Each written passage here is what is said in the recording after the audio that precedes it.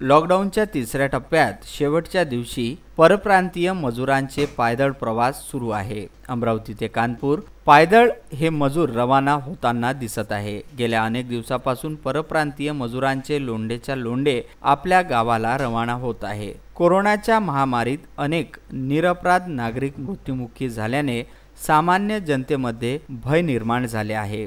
मजुरांना कामधंदा नसल्याने बहुसंख्य परप्रांतीय मजूर मिळेल त्या वाहनांनी आपल्या गावाला रवाना होताना दिसत आहे।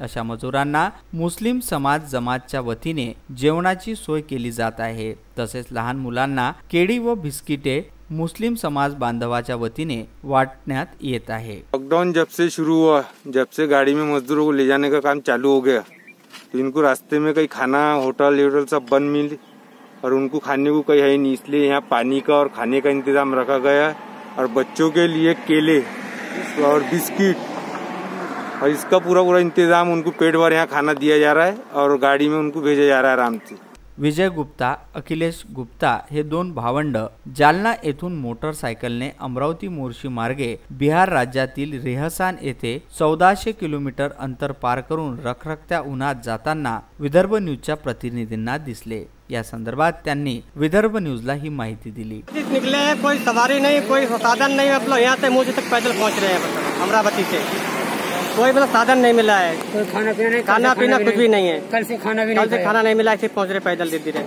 संजय गारपवार, विदर्भ न्यूज, मोर्शी।